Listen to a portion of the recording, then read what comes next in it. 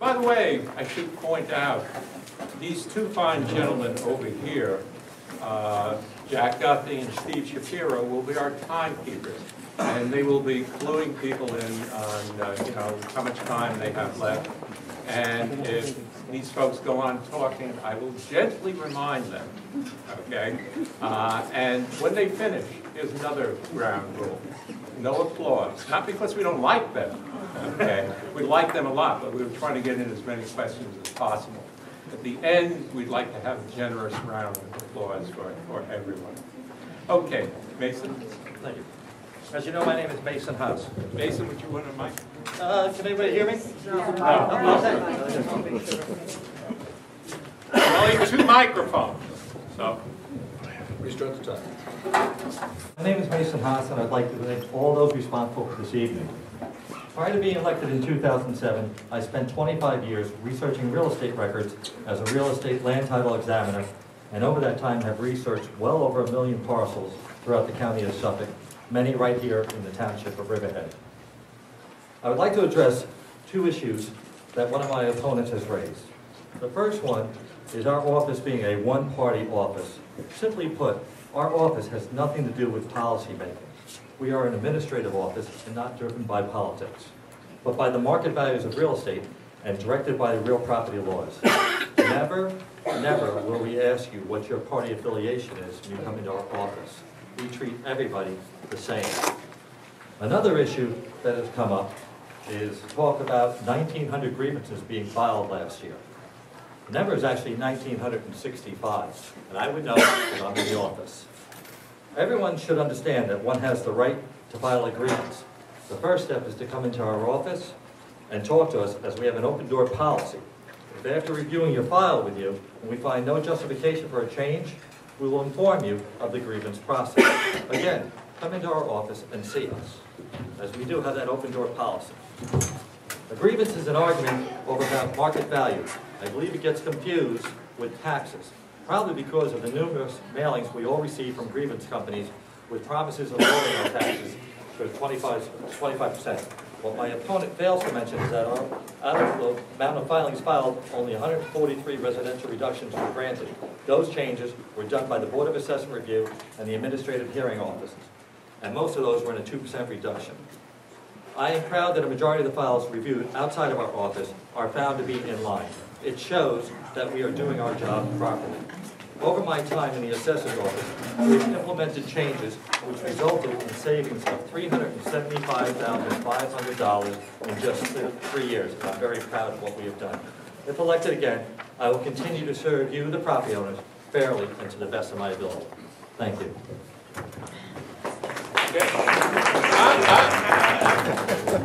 Short-term memory loss? What is it? Okay. Paul is it?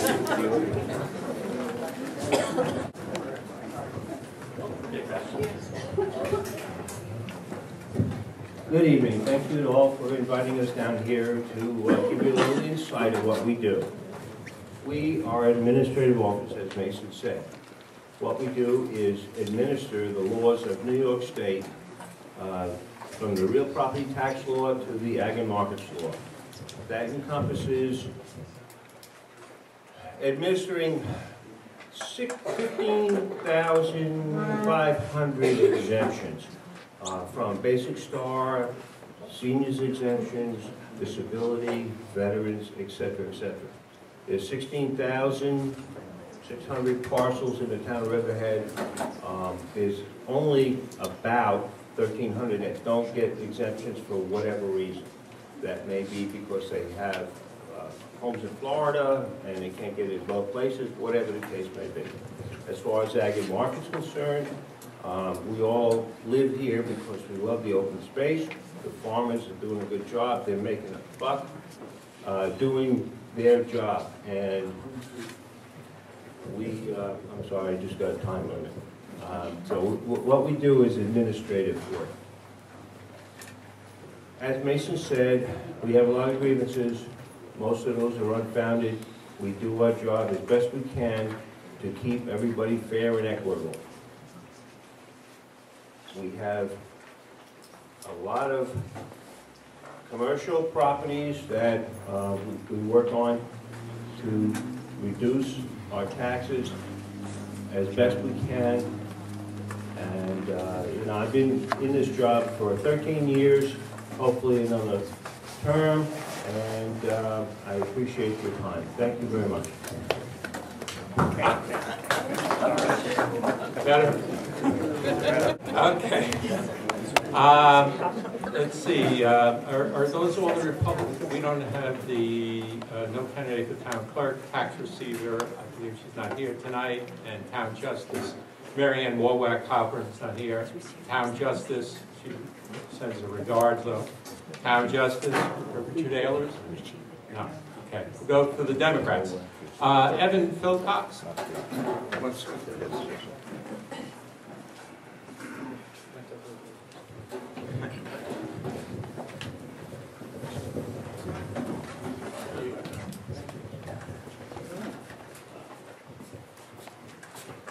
Good evening.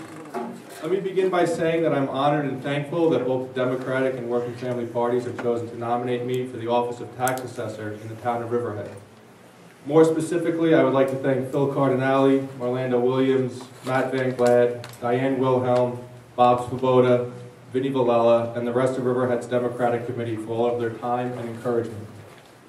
Change, as they say, is the only constant. And more than that, change in political office is the only way to ensure that the powers that be are not abusing the power they have. A new face, some new blood, and a fair and honest approach are necessary to uphold the ideal of checks and balances in Riverhead Town Hall. Those of you who already know me probably know me as Coach Philcox, or Mr. Philcox, as I wear both hats, a coach and substitute teacher for Riverhead Central School District. For those of you who don't know me, I'm a homeowner in Wading River, a graduate of Lehigh University. I have a master's degree and a dual New York State certification to teach both math and English. Perhaps I am naive or idealistic, and perhaps my naivety or idealism will hurt me in a few weeks. But if elected officials are supposed to be leaders, then I would like to lead by example and win the election based on my abilities, not the size of my campaign fund. In that spirit, I have and will continue to remain faithful to my pledge of running a $0 campaign. Not because I'm not grateful or humbled by those who might be willing to help, but because if I'm to be charged with the very real, very personal task of assessing home values, I don't want to owe a single favor to anyone. I don't want to have to overlook one act of favoritism or nepotism. I want to be able to do my job fairly, impartially, and honestly. Finally, in the spirit of lead by example in these tough economic times, if I win, I will put Riverhead first by pledging 10% of my salary back to the town of Riverhead to put toward athletic fields and facilities to help offset the impending cuts to athletics in the future school budgets. On November 8th, vote for me, Evan Philcox, Riverhead Town Assessor. Thank you. Good night. Now, candidate for town clerk.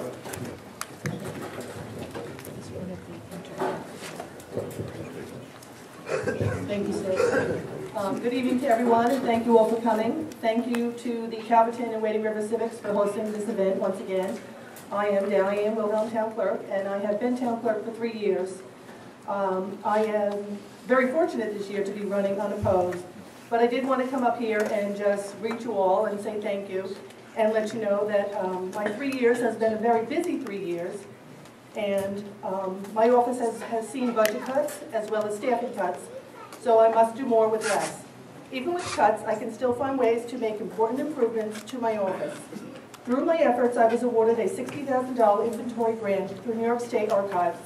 This allowed me to hire temporary inventory clerks to do a complete inventory of the archived records stored in the town hall basement. I see this as just phase one. I will seek to find more grant money through New York State Archives. I realize that most people might not be interested in the storage and management of all town hall records. But I mention this because good organization, proper storage, and preservation methods not only enables us to locate and retrieve requested records and documents much more quickly, but will help secure and protect our past. Through New York State Archives, I plan on seeking more grant money. I've also been working on obtaining credit card service in my office Everything is in place, and we should be ready to go by the beginning of next week. Helping to serve the public more efficiently and offer more conveniences is part of my plan to keep the town clerk's office moving forward. And thank you very much for this opportunity. All right. Democratic candidate for assessor, Robert Swoboda.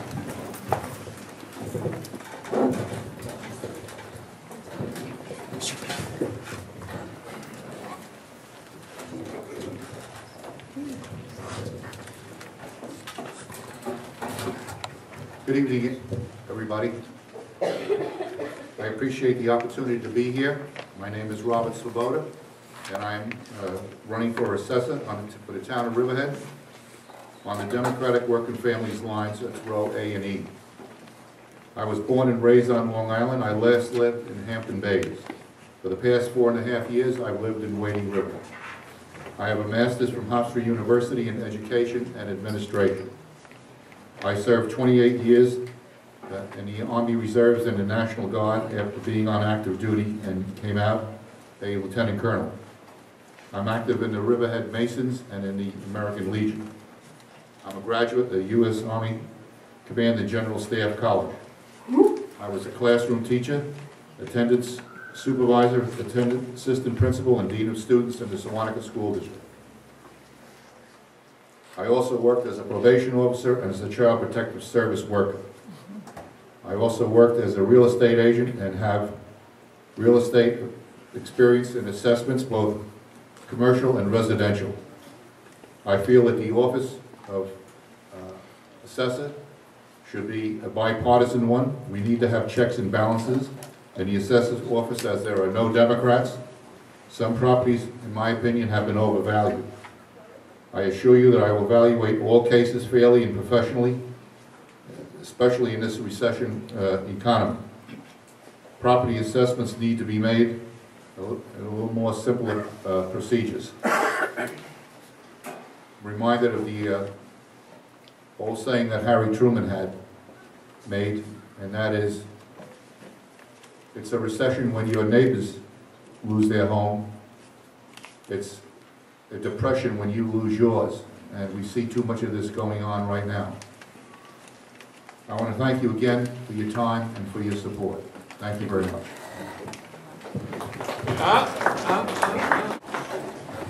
Names here. All right, we're going to have the opening statements for our candidates for supervisor and then from candidates for the town council. We will start with Sean Walter.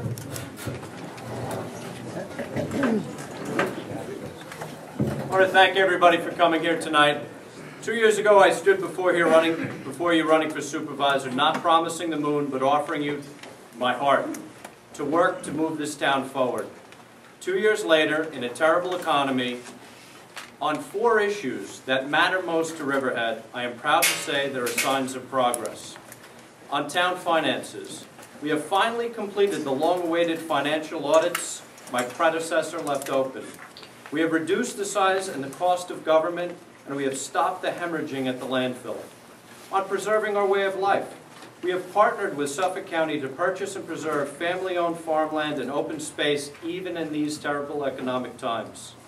On EPCAL, we have moved away from pipe dream proposals, ski mountains, housing developments. We are charting a new course with a comprehensive environmental study that will finally allow us to market the land and put it in the hands of the private sector where it belongs. Downtown, we are seeing signs of life even in this bleak economy. We have attracted new businesses, restaurants. We have the only downtown hotel on Long Island. There are fairs and concerts, happenings and events, a new community garden, and a renewed Grangeville Park. We have empowered the bid to be a force for good downtown, creating events and offerings. We've taken the bold step and actually reduced the size of government. We have increased capacity in the Riverhead Water District to ensure ample supply of water for our future. And we've repaired relationships at all levels of government. It is corn maze time in the North Fork. And at every turn, my opponent hits a wall. He has served in town hall for 10 years, but he can't talk about town finances because he brought us a $40 million landfill debt. He can't talk to us about town spending because his budgets rose over 7% every year. He can't talk about EPCAL because during the greatest economic boom of this century, we haven't sold one parcel. Phil failed at EPCAL.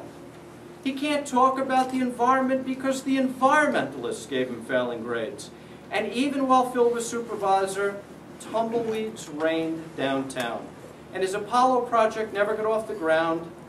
And the only ribbon Phil has ever cut is one on a Christmas gift. My opponent will tear down, my opponent will huff and puff, my opponent will revise history. There are plenty of people in life that say no. We are the people that say yes and do the hard work to get the job done. My opponent had his chance, he had the time to talk the talk, but we went backwards. Elections are about the future, not the past. Everywhere you look, there are signs of progress, and there is much to be done. I ask you for your support to continue making a new Riverhead. Thank you. All right. Phil Cardinale, opening statement.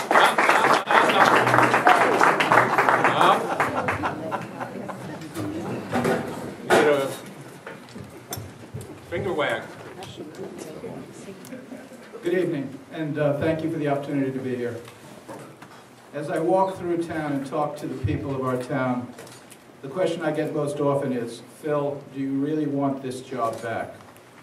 Well, I'm here to tell you tonight, I really do want this job. Martin Luther King said that the day we become silent about things that matter is the day our lives begin to end. Well, Riverhead matters to me. I've devoted over a decade of my life to this town, and over the last 22 months, I've seen a lot of what I did undone, a lot of what I cared most about torn apart. What I tried to build was a town government that respected its taxpayers, protected our neighborhoods, and worked full-time. That treated all residents equally, courteously, and consistently.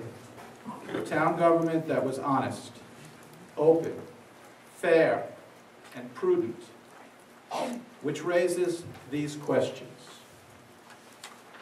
How is it honest to sign a no-bid contract with a relative of your campaign manager?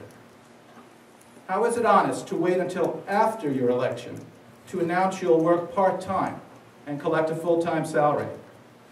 How is it honest to claim the town is nearly bankrupt at a time when it has a $15 million surplus certified by independent auditors? How is it honest to credit yourself with the work of others downtown, where every current project was started before you were elected? How is it open to refuse to have public work sessions discussing the town's budget? How is it open to fail to program the local government channel? How is it open to take months to respond to FOIL requests? And how is it fair to order a raid on homeless families without town board authorization? To disregard zoning laws and call the master plan a load of crap?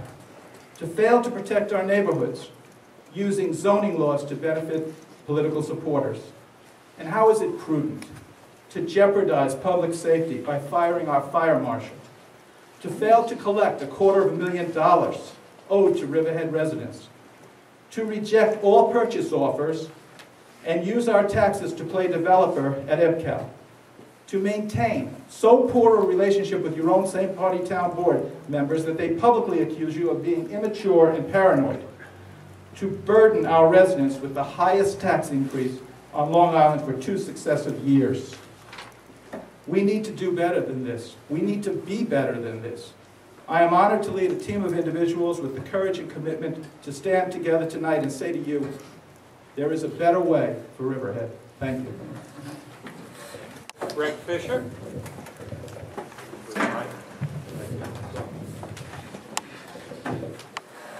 Hi, I'm Greg Fisher. It's not spelled that way, it's F-I-S-C-H-E-R.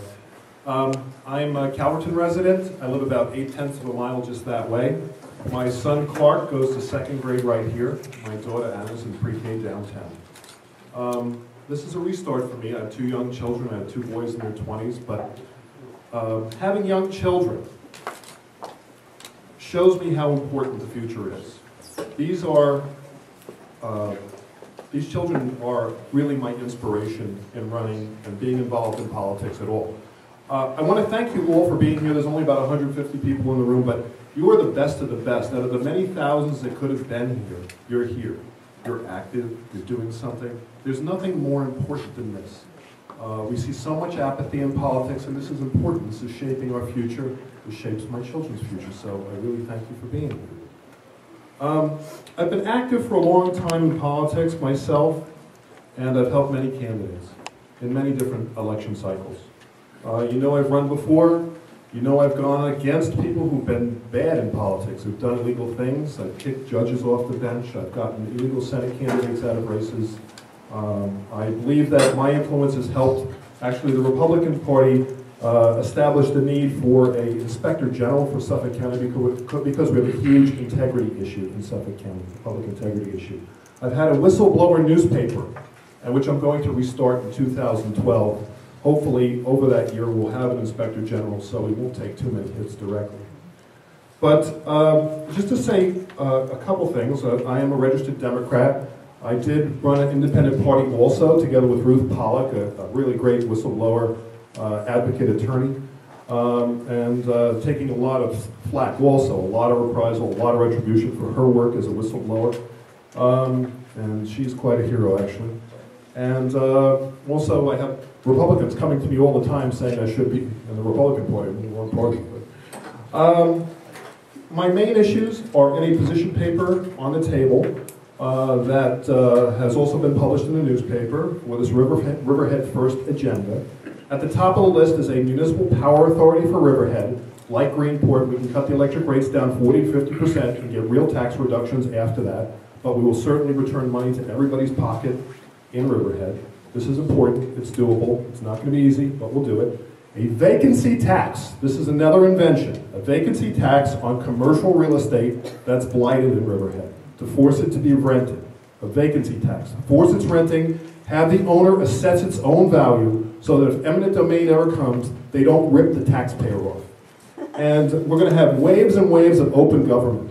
We don't even have a working accounting system. Haven't had it for a long time. It's a terrible accounting system. You can't audit it quickly. You can't get the information. Time. Thank you very much. There's a lot more to talk about. I'll stay all night. Thank you very much. All right, now we will have opening statements, 2 minutes each from candidates for town council. We'll start out with Jim Wu. Could you pass this down, please? Thank you. I'd like to take this opportunity to thank the Wading River Civic and the Greater Calverton Civic for holding this forum. I've been honored to serve the town board for the last 4 years as your councilman. I've always and still do to this day consider this job to be one of public service. With my background serving the community most of my adult life as a police officer, the position of councilman seemed to be a natural fit. During my first term in this position, I have worked with many different committees and focus groups. If you go to Riverhead website, riverheadli.com, you can see the list of committees that each one of us sit on and serve. I'm a supporter of open space and farmland preservation. I feel that Long Island, especially the East End, has so much character and appeal that we owe it to our future generations to maintain that culture and that history. I too have a 7-year-old daughter that goes to schools in Riverhead. I'm a liaison to the BID and have worked with them on numerous events on the riverfront to showcase what a beautiful and special place that is. I support the work with the East End Arts Council, and I know that the Arts Council, along with the Suffolk Theater during their renovation into a performing arts center, will be a great addition to the hub of the town. I've always loved this town. I made a decision 6 years ago to stay here after I retired from Riverhead Police Department and to raise my daughter here, to let her experience all the different cultures and diversity that our town offers.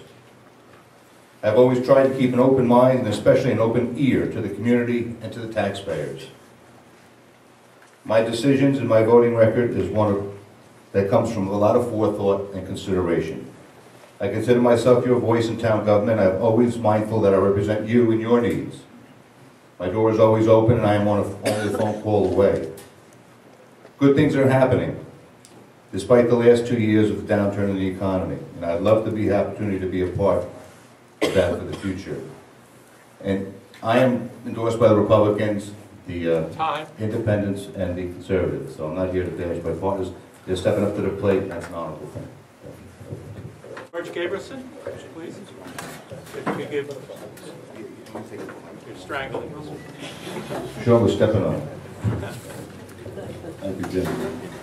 I'm honored to be here tonight, and I really want to thank the Wading River and the Calverton Civic Association for inviting us. When I look out here, this is such a kind of Americana, and we're lucky to be here as a free people, be able to gather and give our opinions, and and it's definitely a great thing. We really have to thank the veterans that are out there today in the far parts of the world protecting this freedom, so we could stand here today as a free people and debate. I also want to thank everyone up here, from this end to the other end, because all these people here have the right spirit. They want to run for public service, and that's a challenging thing to do, so we want to thank them also. I don't like to be a negative guy, but there's something here, one issue about a part-time supervisor. And I just really don't get where that's coming from. I've seen Sean travel 600 miles to Syracuse just to look at wind turbines, because we consider putting up wind turbines. He's gone to Massachusetts, he's gone to New Jersey. He puts in a lot of time when he's not in that office, and I've got to applaud him for it. This guy's put 40 to 60 hours, I would say, and doing a lot for the town. So I just want to straighten that one out. I just can't figure out where that's coming from. You really got to look around Riverhead. You can see it coming back. Downtown Riverhead's coming back. EPCAL, we finally got a real plan. With stabilized taxes, we've invested in our infrastructure. When we came into office, our water capacity was at 87%. We've invested, with this supervisor's lead, I'm the town board liaison to the Water Authority, we invested in putting new wells. We brought up to 103%, 123%. In 2010, 2011, we almost ran out of water. So what happens if we can't provide water? We get taken over by the Suffolk County Water Authority. And this is what we inherited. Our water infrastructure was going straight down. We would have been taken over by the Suffolk County Water Authority. And what that means is you'd be paying 20% more for your water bills. And your hookup fees would go from $1,500 up to $5,000. Okay, thank you.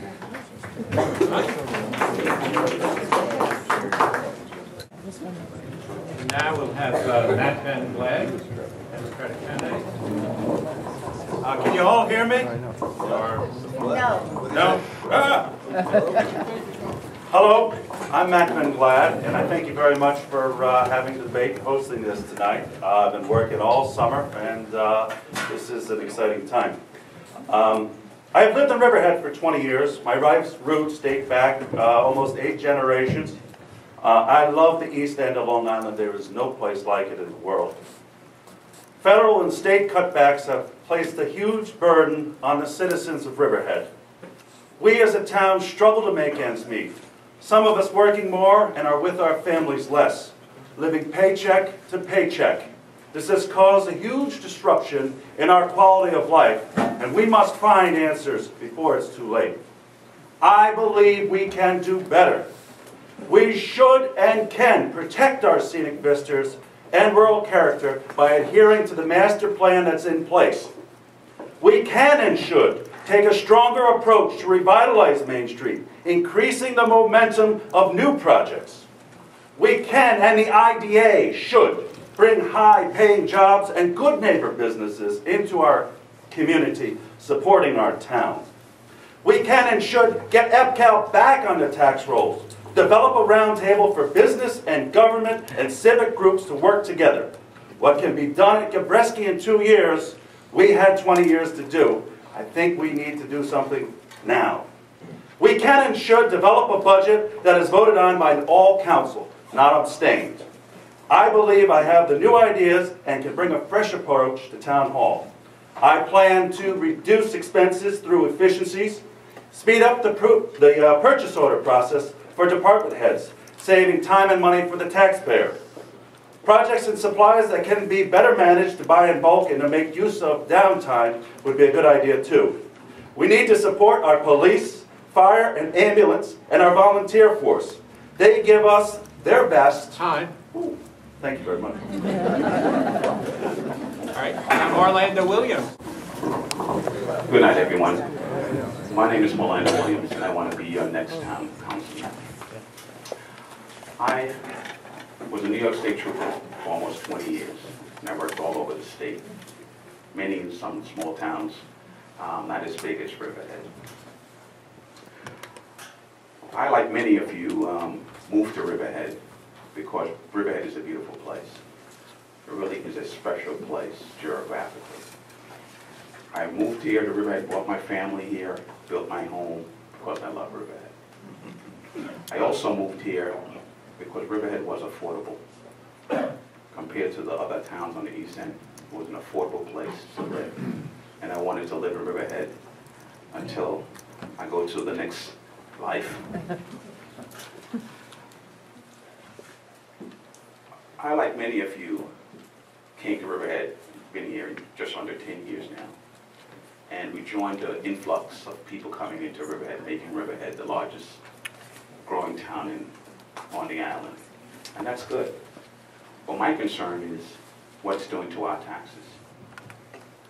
This year, our taxes were being increased at approximately 4.3%, making it the highest on Long Island.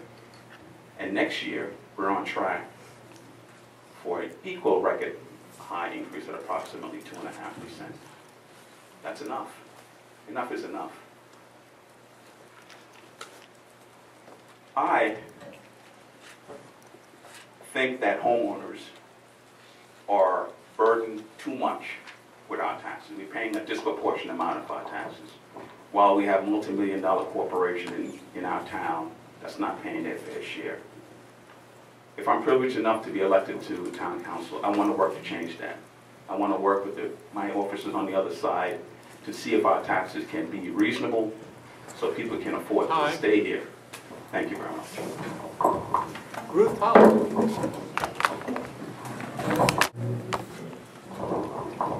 Good evening.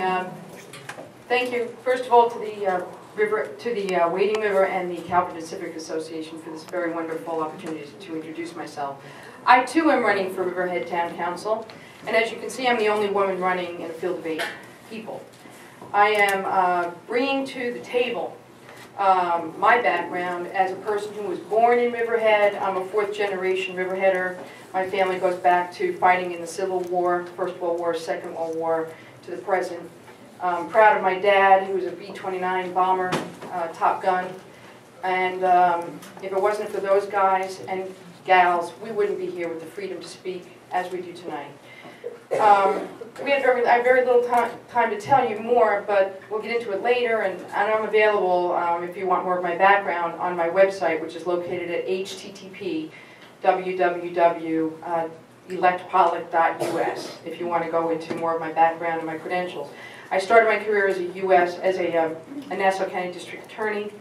I went to Buffalo Law School. I went to Moravian College, of course, from the Lehigh University, English major with honors.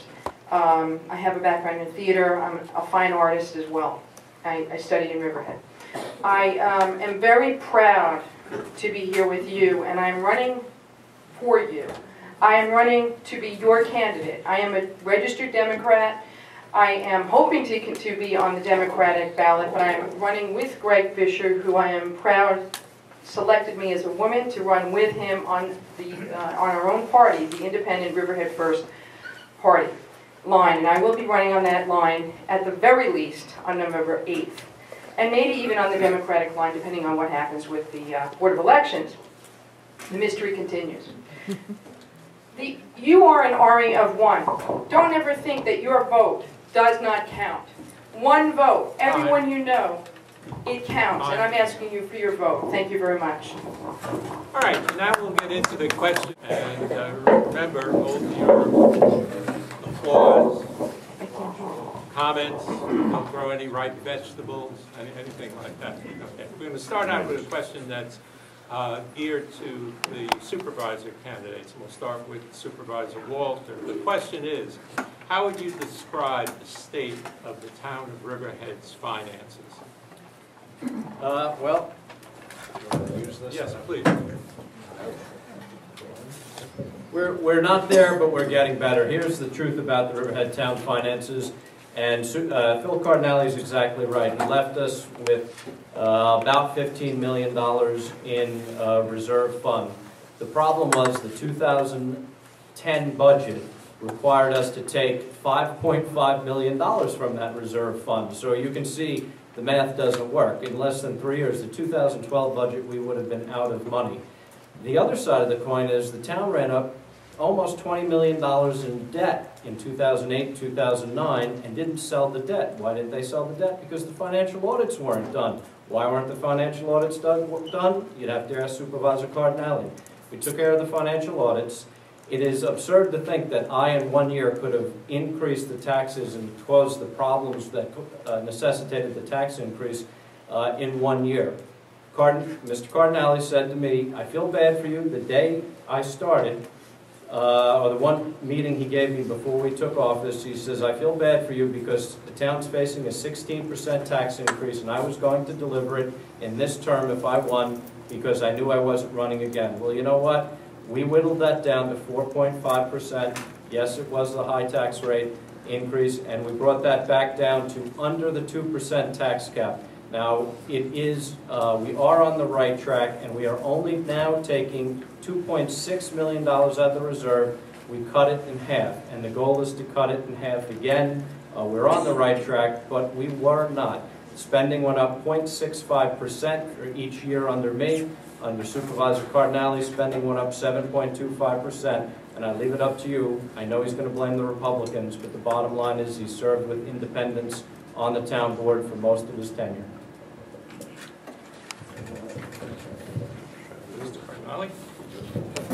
Thank you. Supervisor Walter just displayed incredible ignorance about the budgets of this town, which doesn't surprise me because I've been listening over the last year. To start with, I ask him this. In my tenure, we had 2 credit upgrades, 2, over 6 years. Those upgrades were reaffirmed a month ago.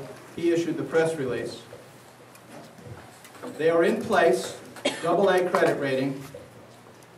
They're certified by the auditors that he hired, that we have, at the time he entered office, $15 million in surplus. Yet, from the moment he entered office, he was crying poverty and saying that the world was falling. I alluded to it in my remarks that it is dishonest to claim that the town is near bankruptcy when in fact you have a $15 million surplus, and he did that. It is simply dishonest. What I did is deliver 6 budgets which had raises less than the rate of inflation on average. I added $11 million to the reserves of this town. $8 million by option payments received at EVCAL, $2 million from a LIPA litigation, and $1 million in surplus returned because we lived through several years without having to spend all the money in the budget. We received 2 credit upgrades, as I've indicated, and to make matters, and for a throw-in, I returned, working 60 or 80 hours a week, $20,000 of my own salary to this town. This gentleman announces after his election that he's going to work part-time and continue to practice law with all the conflicts that ensues. So he has no one to talk. Thank you. Mr. Fisher? I happen to have 3 degrees in business, 30 years in management consulting and systems to make things better for companies and government. I actually created the first ever online information system for the city of New York called Info NYC. So I understand finances very, very well. I worked for Price Waterhouse and Pete Mark Mitchell before I went off on my own. And I understand what it means to move numbers around the balance sheet, to move them into long-term debt and make it look like you have some kind of short-term improvement. And that's what happened in this town. We increased our long-term debt. That's a dangerous trend, and this is a problem on both sides for both of these incumbents, Phil Cardinelli being an incumbent once before, and Mr. Walter an incumbent now, which is they really don't understand the problem. Mr. Walter's administration actually said that we have $143 million in debt. I can't remember, I think the number was that. And it's not a problem because we're only a third of the way to the debt ceiling. The problem is the debt. The problem is that there's less money going into the system. And that's why I created a positive platform, an innovative platform, to actually cut the cost of government without doing layoffs. We don't want to just lay a lot of people off because then we lose services. The idea of a power authority is to save money for this town. The idea of open government is to save money for this town, to make it better for the citizens. If you don't have an accounting system that's going to be current, provide current information to both the government and the people deserve the information as fast as the government gets it. It is the people's government, and that should be online and available right away. Then you can't manage. It's impossible to manage, and you will have these results under both administrations. I happen to have a very extensive background in putting in new systems and changing direction. We are past the crossroads. We have to go backwards. We have to cut the cost of government. We're way past the crossroads. Next question is for the candidates for town council. And we will start with Ms. Pollock this time. And you have the mic? Yes. The question is, do you believe that there has been too much development in the town of Riverhead, not enough development, or about the right amount? There has been, it's a multi-part answer. Yes, in some places there has been too much development in the town of Riverhead, and having lived here my entire life, before there was a Route 58, Route 58 was cranberry bogs that my great-grandmother and grandmother worked, and others. It's wetland, it was filled in, and because of the filling in of Route 58, to make it Route 58, we now have Horton Avenue floods. So that's my understanding of the environmental part of the environment here. So that's too much development. That's no planning, whole scale, filling in, and just throwing buildings up willy-nilly with no plan of action and no concern for the environment, which has led to where we are today in the last 30 years. That infuriates me and has for many years, which is one of the reasons I'm running for this position. I consider it a very important part of my plan. Has there not been enough development? Yes, that's true as well. The development of downtown Riverhead. Downtown Riverhead is when I was a child, was a wonderful place to live. We had clothing stores, shoe stores, we had everything. We have nothing now. We have a few working restaurants. We have people who are struggling to pay the rent to stay there. That is not enough development of downtown Riverhead, and we need to have more development of downtown Riverhead. But with thought to the environment and to the look of it. And finally, Wading River, the 4 plans that are in, have been discussed by way of Wading River, where I grew up most of my life, are not well planned. They do not fit in with the topography and the look of the area, and they are, in my opinion, very poor plans and must be studied much further before we go further in and ruin Wading River, which is an extraordinarily beautiful town. That's my answer to that question. All right, we will go to Mr. Wu. Oh.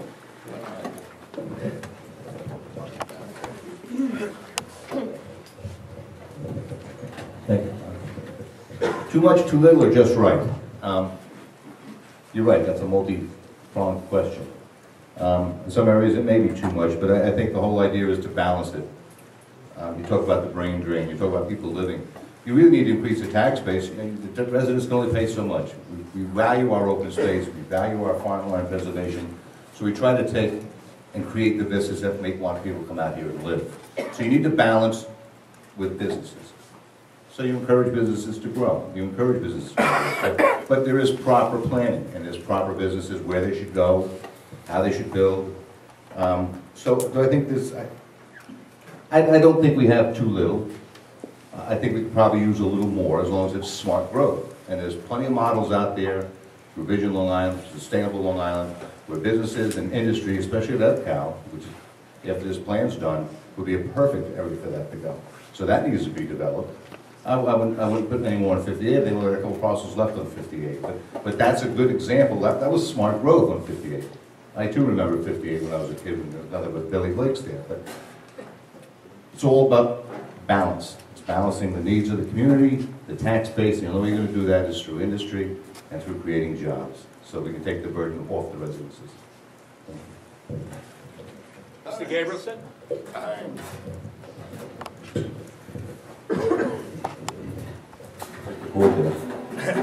I think the development in the town of Riverhead now is probably going a little slower than it should. It should move a little faster. I think Route 58, we're built out, that's perfect. I think out Wading River, which is a controversial issue, we've got to find a balance. We can't preserve all the open land there. There's got to be a balance. We've got to create jobs, jobs, jobs, and increase our tax base, and create, and also we got to encourage the support of these businesses. Now, if you go out to EPCAL, that's going to be the big winner for the town. That's where we're going to get our good, high-paying jobs. We're on a plan now. We've got a new development. We're going to do a subdivision out there. We've got, finally going to have, believe it or not, with Riverhead Resorts, we never even had a survey done on the parcel. So I'm glad to see Riverhead Resorts go on. I'm glad to see Reckler go on, because Riverhead Resorts was just basically a disaster. They ran out of money, went bankrupt. They couldn't come up with a $1 million payment when they're looking at a $1 billion built out of the development. So I think we're definitely doing the right thing, going to a subdivision out there, create more properties that are more marketable. You get 10-acre properties, 50-acre properties. You're going to have a bigger audience to buy into it. Right now, we're looking to fund a freight village out there. We've got the rail spur there. We've got the environment there, out in EPCAL, for businesses to come. The rail spur alone will save the businesses out there 20% on their shipping. So we're looking to create a regional freight village, which will encourage a lot of distribution out here. And we're also looking to get a grant to build a research and development facility for next generation maglev transportation system. And this is the Danby Powell technology that can utilize existing rail infrastructure. It can carry freight as well as passengers. If they come and put their research and development facility at EPCAL, we're looking at 2,000 jobs, 2,000 high-paying tech jobs. So that's what we want to see, the high-paying development out there. Route 58 has been developed, and we're still working really good. All right, the next question is for the candidates for supervisor. We'll start with Mr. Cardinale. Oh, I'm sorry. I just wanted to see if you were paying attention. Okay, good. I'm sorry. Mr. Van Glad? Sorry. My bad. Me. Oh. Question, too much development in the town of Riverhead, or not enough? It depends what kind of development we're talking about. If we're talking about houses or businesses. Houses are not necessarily the answer to finding ourselves out of this tax situation. If we look at the taxes in Orient, I bet you they're lower than the taxes in Astoria. And the reason why is that there's more homes in Astoria.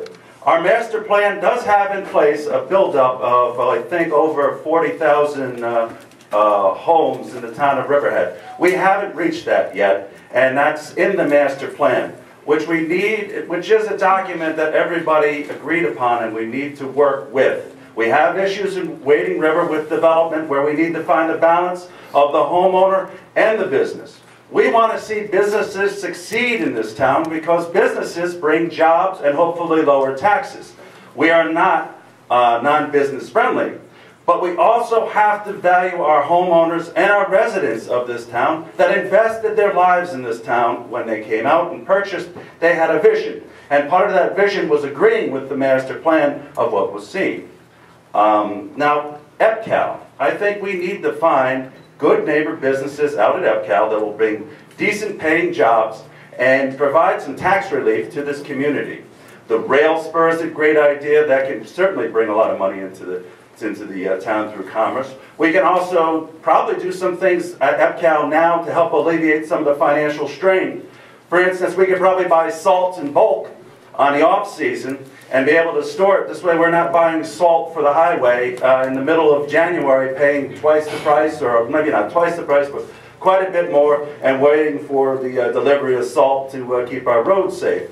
There are portions of this town that we can use that can generate revenue in the meantime while we sort out this whole EPCAL issue. Thank you very much. Mr. Williams? Yes, thank you. There's been a lot of talk about the master plan, and you know, our town fathers envisioned our town growing. You know, as I mentioned before, we're the fastest growing town in Long Island, and the master plan addresses those issues in terms of development, where to develop, how to develop, and where not to. I'm going to just join with my colleagues who mentioned those areas already, EPCAT downtown and so forth. But we are growing in our town, and we're going to reach 40,000 before too long. We moved from the year 2000 with just 27,000 residents. 2010, we were up to 33,000 and more, and soon we're going to be at 40,000 residents. That's a lot of people, a lot of movement, a lot of development that has to take place. So the master plan is the way that I think we should go. That's our way through the forest, so to speak. And I think that once we do that and keep on track on what is out there and what is coming, we'll be okay. All right, thank you. All right. Next question is for the candidates for supervisor, and we will start with Mr. Supervisor Walter. The question is, should the... Well, I've been reversing the order. Go ahead, sir. Okay.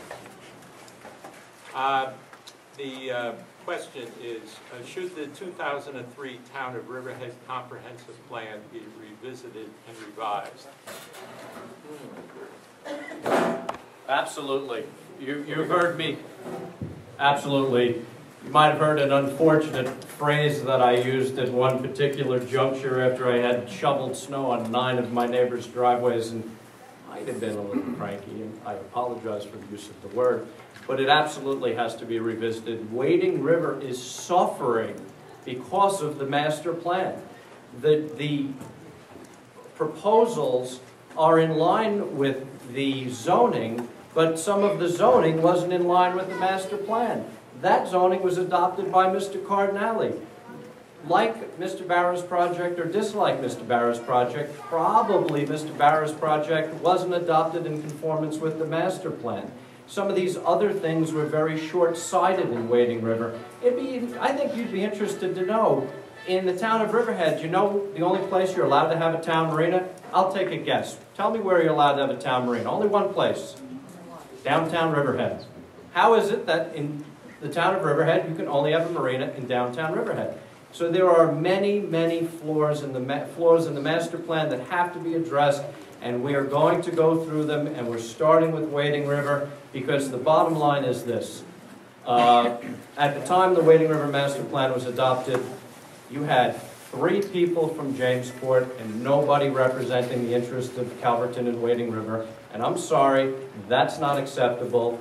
That's why I think I'm a wonderful candidate for the Wading River to protect our interests. I'm there every day. I live there. And the bottom line is, I know there's a problem and we're going to address it to correct it. So I will not sit back and just rely, oh, master plan, it's great. Let's leave it alone. It isn't great, and it's not working in many, many areas.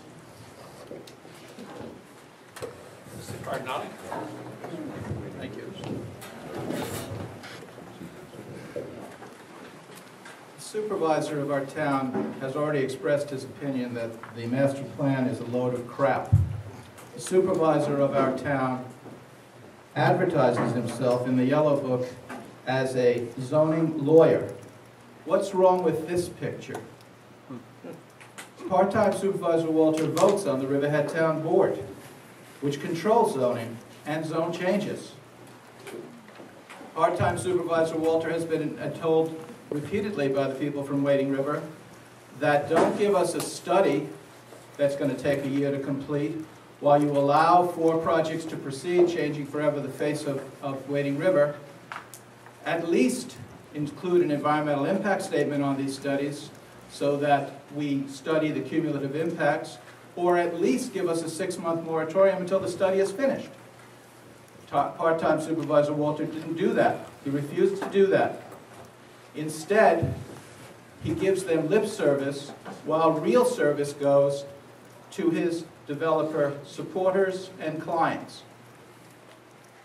The master plan of this town took 4 or 5 years before it was passed, 98 to 03. I was there, I remember. Bob Kosakevich passed it on the last night before the 03 election, which I won by 50 votes. We then implemented the zoning. It took 5 years to study it and $500,000. You don't change master plans every few years. What you do is you look at the underlying zoning and you amend the zoning to implement the plan, not to implement the profit-seeking motives of your developer clients. So we do need to look at our master plan, but only insofar as the zoning which implements it, and we do need a moratorium or an environmental impact statement. Thank you. Thank you. It's really a yes or no question, so the answer is yes. I can sit down, but I can use some of the time. We have a lot of misinformation out here, and a lot of details of the town need to be corrected. What people think they can do with EPCAL isn't necessarily what can be done with EPCAL. It is very, very badly polluted. The documents to prove that are on file at the library. We have to develop plans that will run the rainwater off, so it doesn't push the pollution down. We get 90 inches of rain a year here. That's a bad idea. So there's that. So I just wanted to correct something about the EPCAL development, tearing it up into little pieces as well.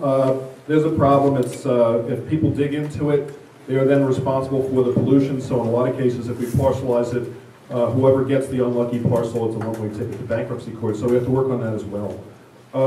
However, we are talking about planning, and I want to quote George Patton, who said, "The plan is nothing. Planning is everything. It's the process. It's bringing out all the details so you don't have a lot of conflict later on. It's basic quality control. It applies to business, government, or anything. You build in a lot of quality up front. You do your work up front. You don't have these problems that last ad infinitum and have to revisit the basics." So I do bring that. I do bring a lot of skill in planning with my business background and work I've done for government as well. I did work for the Department of Justice in the state of Minnesota. And so I can improve all those planning processes. Thank you. All right, this question will be for supervisors and council people. And so we will start with Mr. Fisher and Ms. Pollock. And it says, do you believe that the town should impose a short-term moratorium and hold off on all projects in Wading River until the results of a $42,000 corridor study are in? Please explain why or why not. Mr. Fisher.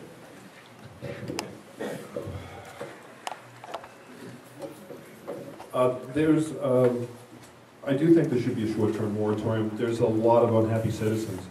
And it's, from one end of this town to the other, there are a lot of problems that are very neighborhood, block by block specific. And I don't think the people of those affected areas have been properly heard yet. I do think it would be unconscionable to steamroller any community and to push anything through without those people who will have it in their backyard. Shortly. That's it. Thank you. Ms. Pollock?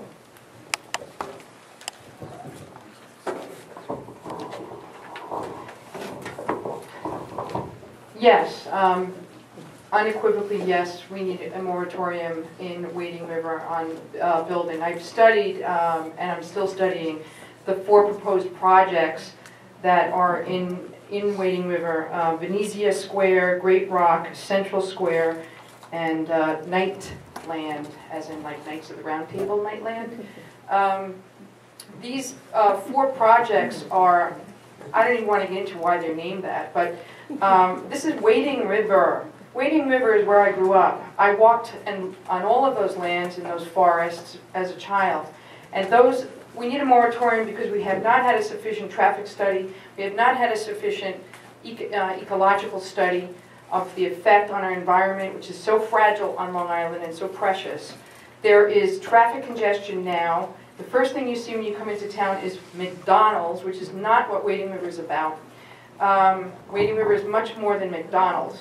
And you also have the potential for extensive traffic, terrible locations. The intersection of Route 25A and Sound Avenue, which is where one of the projects is located, you can see that online. I've seen people nearly killed many times in that intersection, and that's now. It's not enough room. It's going to bring jobs in, but the wrong kind of jobs, and it's not going to. We need more study as to what the net effect of such a huge number of developments is going to be. In my final 30 seconds.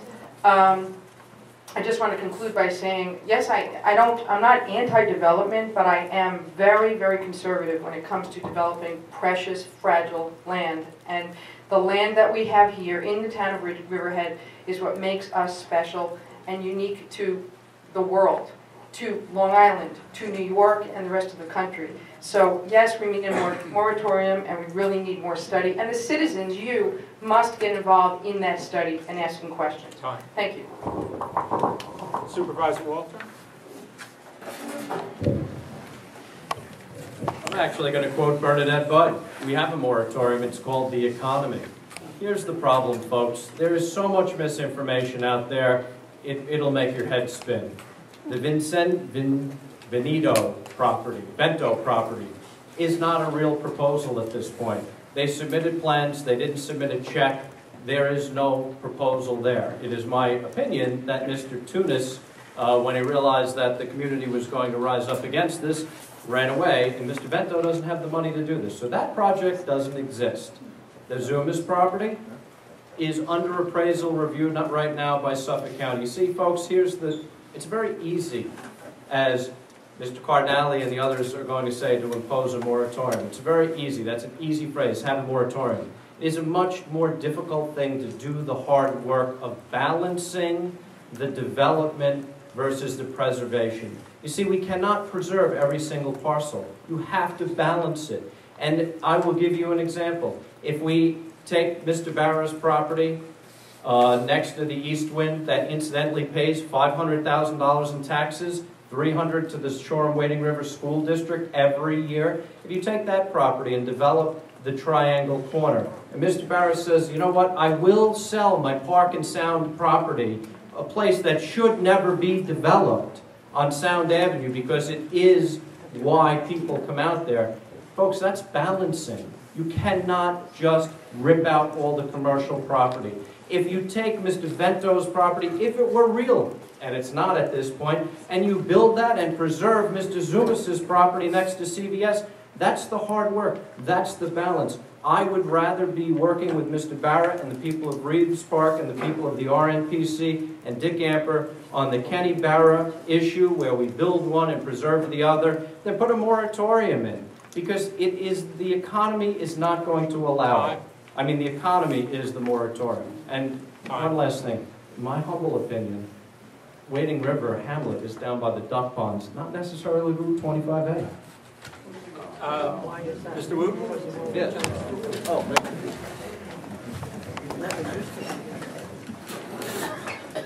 Oh, yes and no. Unfortunately, I hate to be wishy-washy, but actually I know that there was, actually 1 o'clock today, we had that Suffolk County came out and met with the planning, and they were going to do an appraisal of the property of the Zuma. So there's some real things happening today towards getting the Zuma property even out of the picture. I think because there is a corridor study that the town is looking to do to continue from Brookhaven to the Old Standing Road area, it probably behooves us to not do anything that might be contrary to that particular study. So we're working with planning every day. Planning's keeping us up to date on exactly what's going on with the projects that are in place for up there, and how real they are and how far along they are. And nothing's even close. And I think the town will have to have that decision probably sooner than later about whether the moratorium should go in to allow that study to continue. But I think it's just a little premature right now just to do it because it's election season and maybe might get, but I think it's something we might have to look at seriously, but I think it's a little too early right now to make that decision. Mr. Gabrielson? I personally would have to say I oppose a moratorium. What we've got to understand here and as Sean had brought up in here, there's probably one project.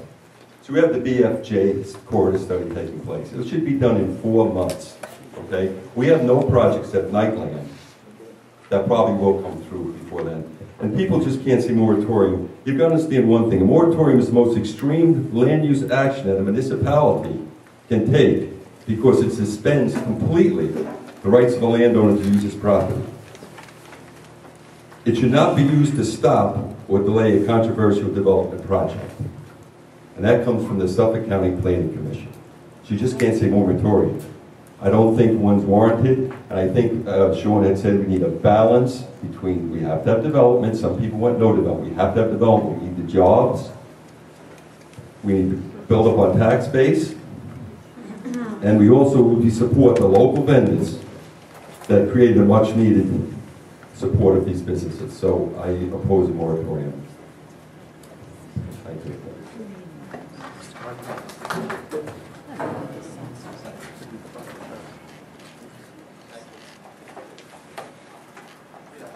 You are supporting as taxpayers. Put it on.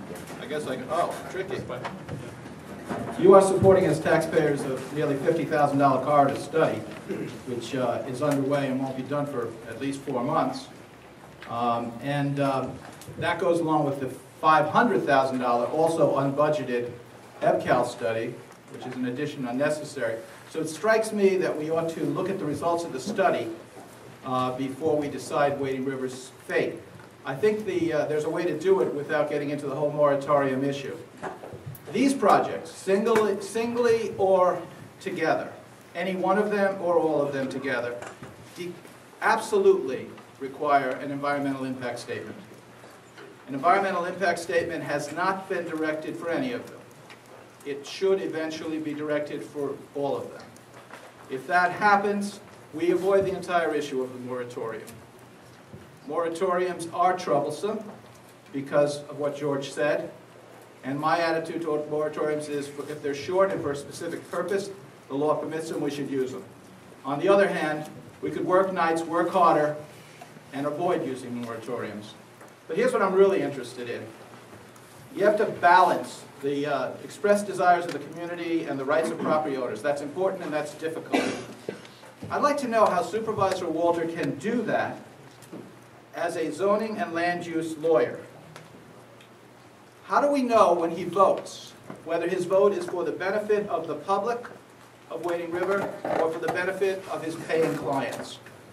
I don't think you can know, and that is the problem. Mr. Van Glad?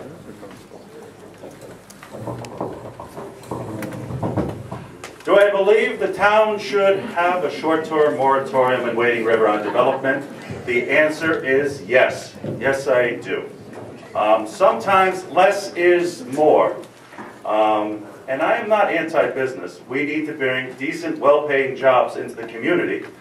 But we also need to be sensitive to the neighbors and the houses surrounding these businesses and the community around these businesses. What we do in Wading River, incidentally, will show the folks out there that are investing in EBCAL how we handle ourselves with businesses that come into our town.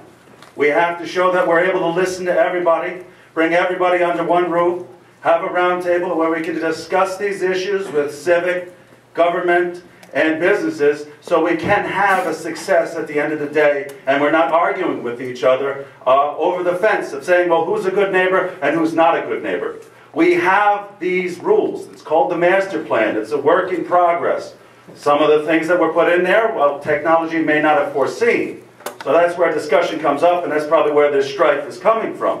But I'm confident that if we can sit down as a community with businesses and the neighborhood and civic groups, we can solve this issue in Wading River.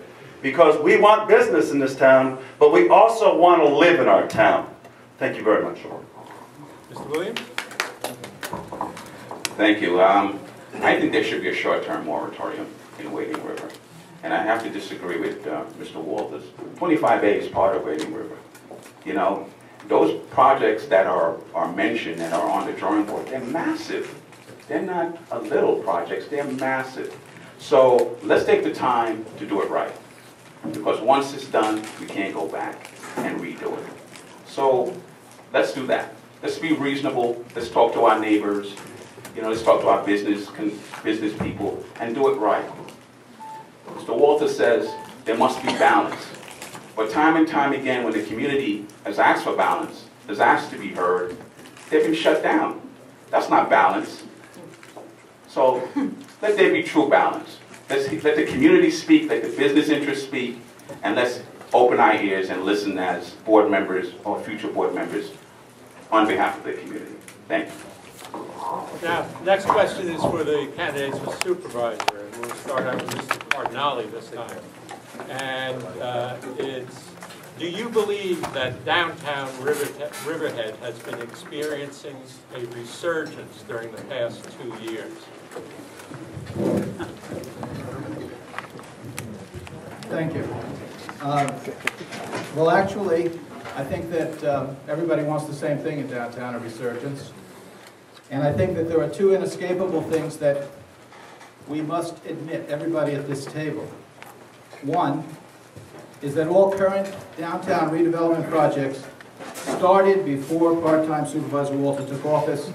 Not one new development project has started since. That is the truth. And I defy him to tell me anything that he started. And I am not talking about people who moved around the corner to different rental space. I'm talking about development projects. I'm talking about the aquarium, which began during my term as councilman. We sold the property to them. I'm talking about the courts, which concluded during my term as supervisor. I'm talking about the Hyatt, which was funded with $2.5 million and I had a press conference in 2009 before the election announcing that funding that was funded and underway when I left. I'm talking about the Summer Wind project, which we got $2.1 million for before I left. I'm talking about the corner project on Peconic Avenue, which we got $50,000 for. All of these projects, every single building that has been built in that downtown started during my administration. The second thing we should admit about downtown is this. Yes, we all want the same thing, but there are two other points. One, the entire south side of Main Street, from Rendezvous to Riverhead Grill, and the north side, east of the Suffolk Theater, is empty. That is the challenge downtown, not the nonsense that you're hearing from this supervisor. When you do something with that, which is empty for decades, then talk to me about your accomplishments. The third thing is, we shouldn't be giving away through the IDA, which he countenances, 20 years of no taxes for the Hyatt. 20 years at the aquarium, 10 years at the Hyatt, 100%. The way this is supposed to work is you get a percentage off, and then it diminishes over the years. We're getting taken. All right.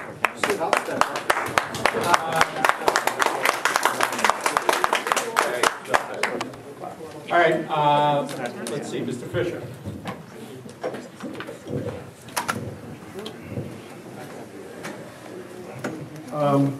Downtown resurgence. Some things are a little better, but I'm going to say no. When I was running for town board in a primary in 2007, I talked to the gentleman who owned the Suffolk Theater, and he said he was being blocked from getting permits for even the bathrooms. So that's a problem. And just because now that we have a very pretty LED light, that's not a resurgence. It makes for a good photo opportunity, but it's not a resurgence. When we look at the hotel, both supervisor and incumbents are taking credit for it, except all of us that have driven around there realize it was a poor plan. Back then in 2007, I also talked to some of the people who run Atlantis, and I suggested that they move it out to EPCAL. And I suggested that it be put together with a plan for the Calverton Zoo. Sue Hansen out of Brookhaven came here to present at Calverton Civic Association for it. And I presented a bunch of other things to go together, and they said, with it, and they said they were going to consider it. So what we have downtown is a new traffic storm. What has to be done downtown is we have to have a traffic rework. We have to have a real plan for downtown to allow for a resurgence, because we have a blocked up Main Street. We have another blockage, and we have a I'm not sure if it's paid for with town money, but we have a town crossing guard for half-time. Maybe there's a reimbursement there, I don't know, I'll have to check on it. But it's certainly not enough time, it's certainly dangerous. We could probably fix a lot of it with a light, but it's still another traffic snarl downtown. It was a poor plan. So if they're both taking credit for pulling it off, then they're both guilty. Well, I will agree with Greg that we do have a traffic problem, and I'll throw in that we're starting to have a parking problem. But to listen to Mr. Cardinale talk about it, Sean Walter, the part-time supervisor, is responsible for everything that went wrong with the town in the last 10 years. And guess what? The things that happened in the past 2 years that are good, he did it. I'm going to clear something up. I do not do a zoning and planning practice. I do not represent anybody. I think the only difference between what I do and what Mr. Cardinale did is my law practice was more successful than his. The bottom line here is that he has a law practice. In fact, Lars, his son-in-law, ran an ad that said, had problems with the downtown, the master plan, come see me at Cardinale and Cardinale. I mean, so it's absurd, and I'm sorry for laughing. I don't want to, this is about issues. So here's the bottom line, in my opinion, about the downtown resurgence. I didn't do it. It's the people down there. It's Dee Muma that did it. It's Dennis McDermott that did it. It's Bob Castaldi that did it. It's Joe Petroselli, Jim Bissett that did it. It's Sandy at Dark Horse that did it. It's geez, I was going to call her Pat Strebel. Liz Strebel that did it. And I defied Mr. Cardinale, if any of them were standing in the back of the room, if he'd even know who half of them were. You see, here's how it works, folks. When they come downtown, they say to me, well, you know, this is what we want to do. And I'll say to them, okay, this is allowed, and what do you need from me? And whatever you need from me that I can legally do, I'm going to do, and I'm going to do tenfold over. The downtown died with the Suffolk Theater, when Mr. Cardinale put the permissive referendum up and stopped us from being able to renovate that theater. That was the beginning of the absolute decline of downtown. That has reversed. And the second thing that he just killed downtown with was condemnation. Mention condemnation to a business owner and see how fast they run away.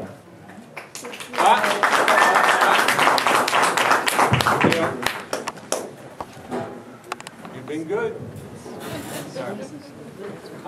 This question is for the council candidates. We'll start with the Republicans, Mr. Wooten. It's a question about the animal shelter. It says, describe your approach for running the town's animal shelter. I knew it. I knew this question would get asked.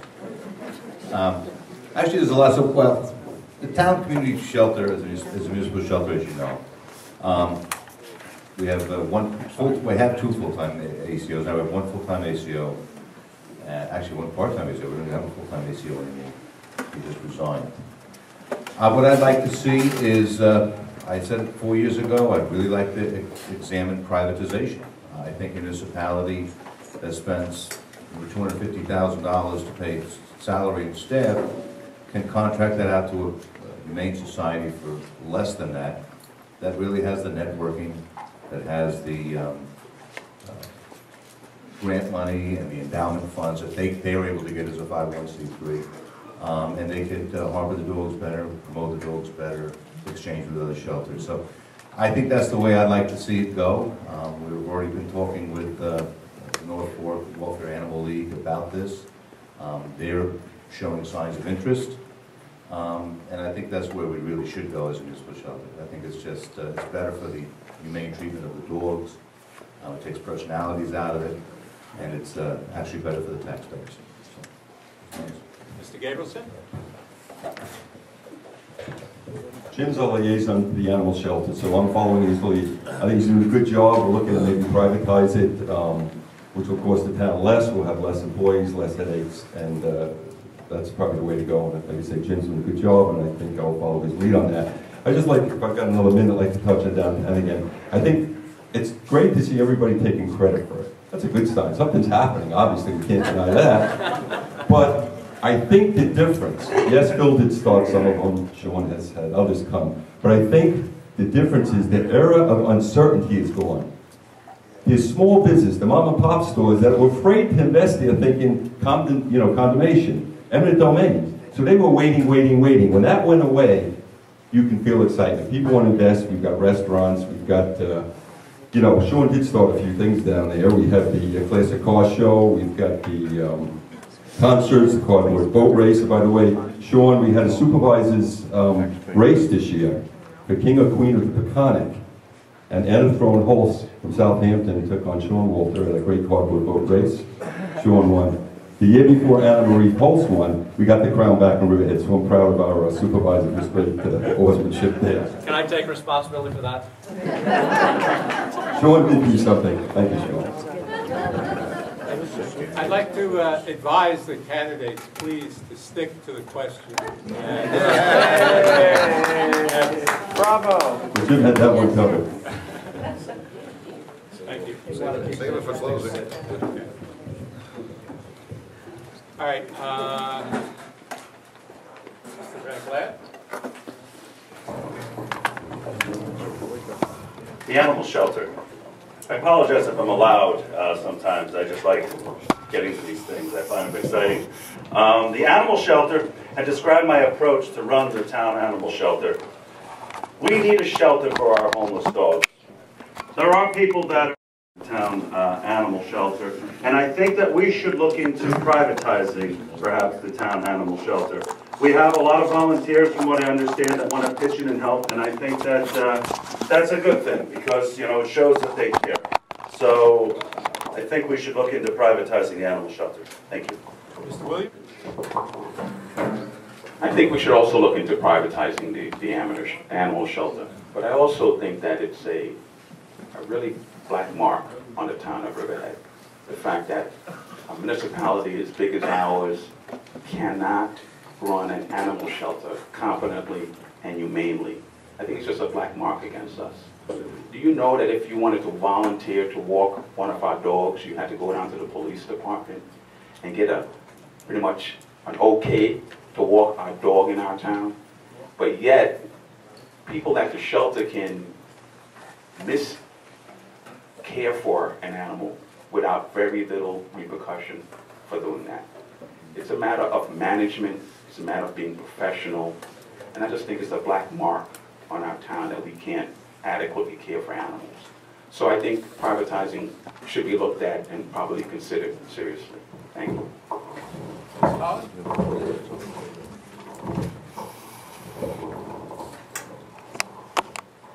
don't want to strangle my opponent. I feel a tremendous sense of urgency about all of these issues. The animal shelter is located next to the dump. What does that tell you about how this town feels about our animals that are in a shelter that's located by the dump and a road that nobody passes unless you're back there on a farm road heading in that direction? That's outrageous. That's been going on for years. And I blame the current administration as well as the prior administrations for the lack of urgency on all of these issues. And these are living, breathing animals. They are living there and they are suffering and they are not being treated properly. They are being abused. There is evidence of that there is abuse there. And how are you going to have adoptions if you don't privatize it?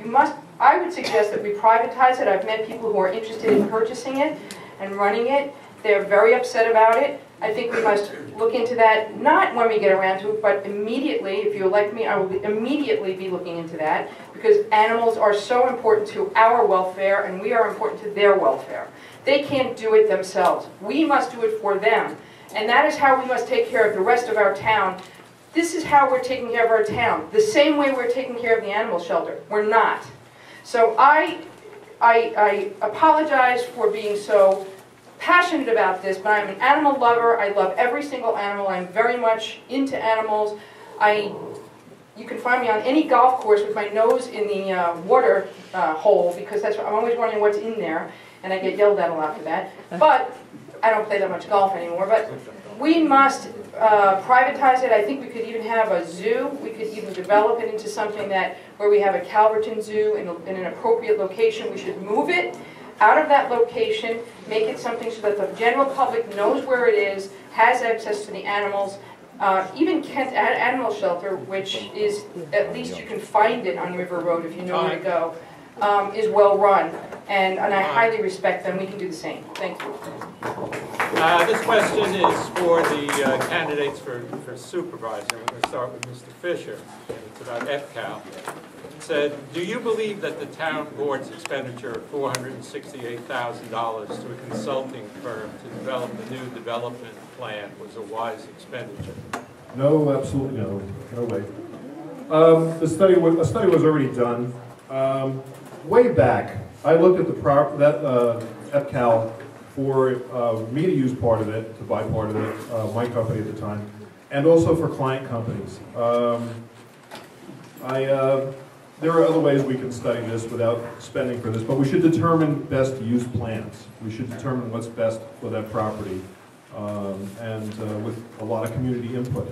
There's been a discussion of a lot of different plans for an entertainment center. I'm in favor of that because we already have entertainment. We have Atlantis, we have Riverhead Raceway, we have Splish Splash.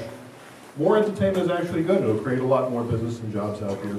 And also for high-tech, to have a section to do the high-tech think tank, especially biotech, that I have in the Riverhead First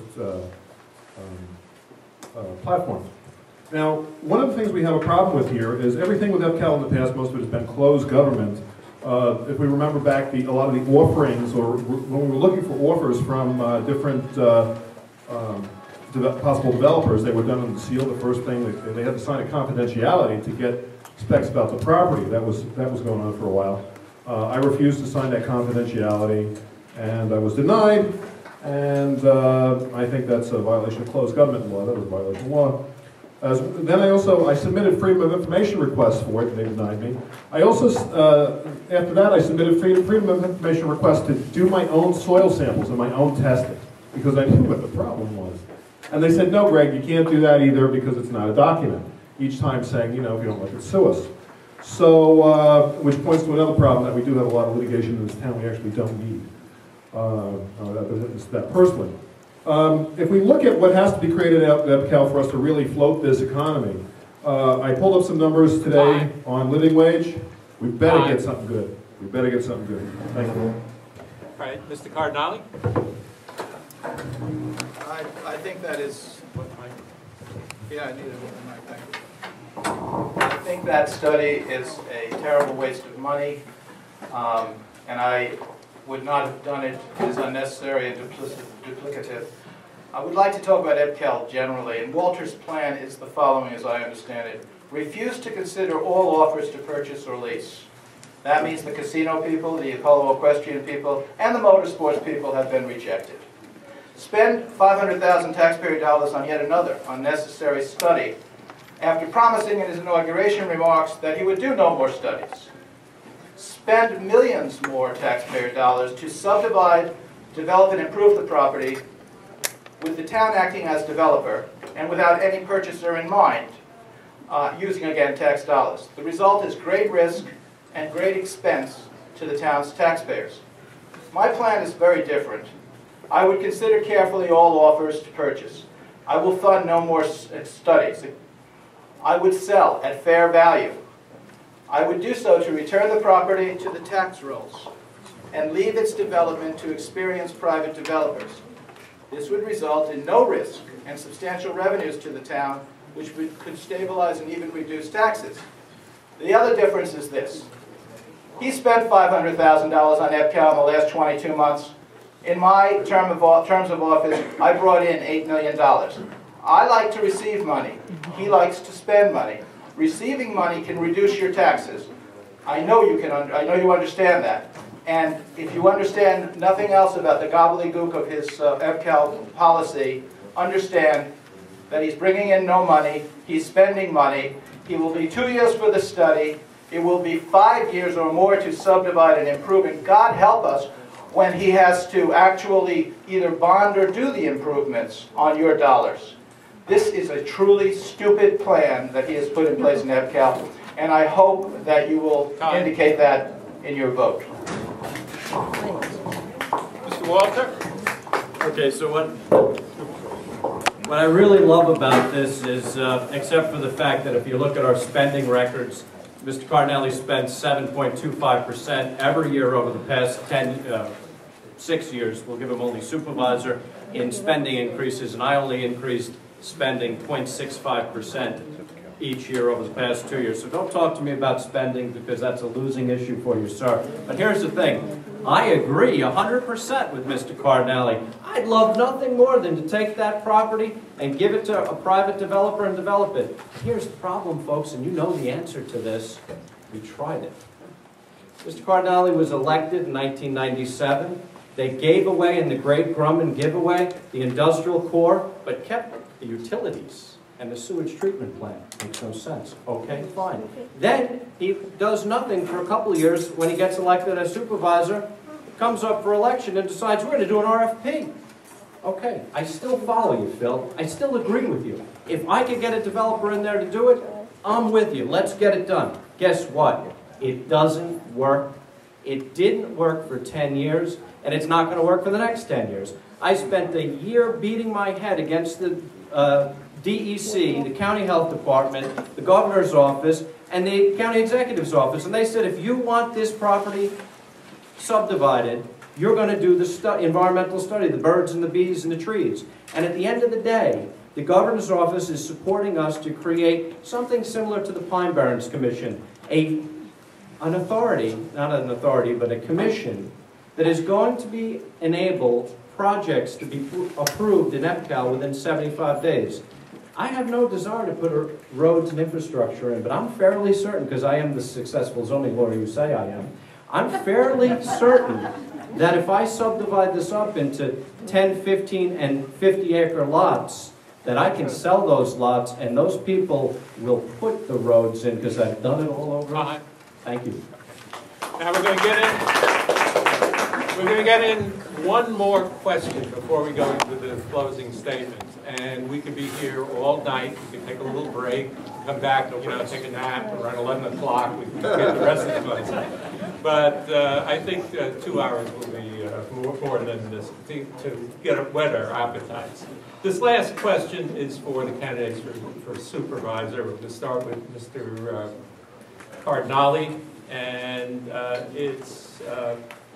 question goes like this. Please cite a significant weakness in Riverhead Town government and how you would plan to address it.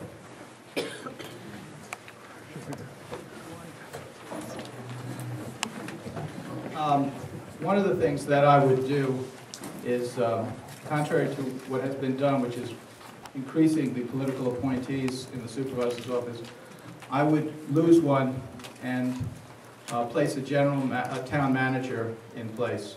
I think what Riverhead really does need is continuity in its management. I can also point out that, I don't know, the supervisors that have come in have done more or less well, but none of them were trained city managers or town managers. And the truth is that we do need that. We do need some professional management. And we're not getting it from these people, from supervisors who come and go. Another thing that we really need to do in Riverhead is we need to better use our council people. Our council people, typically, as you know, in state, which is no great example, or federal government, they work on committees, and there is really work. That is not what happens at the local level. The councilmen do work on constituent services on various times to the amount they desire. It is a part-time job, despite the fact that we raised the salary to $50,000 or so on the promise that it would be a full-time job. But I would like to get them working, and I would like to get a true committee system where they are responsible for committees that work on certain specified areas. And I would like us to acknowledge their expertise once they're on those committees, all of the board. Because for a fellow to come in with a recommendation after he's worked for months on it, and then to have it disregarded is very disheartening. So I'd like them to be assigned to committees that are really working committees. I'd like to have a town manager, and I'd like to see the town grow up. It's getting to be a bigger town. and it needs that. It needs to grow up. Mr. Fisher?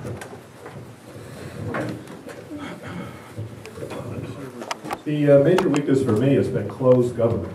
And my plan to change that, because this has not been a government where you have access to information. It's not been a government where you can govern the government. That's our job as the people to govern the government. It's not their job to govern us. And that's a trend in this nation that's very, very dangerous. So I would put all the planning and zoning information, all the permitting information up online. Apply for your permits, pay the fees, all the documents up online, everything open government, all the meetings, no more throwing any meeting notices in the woods.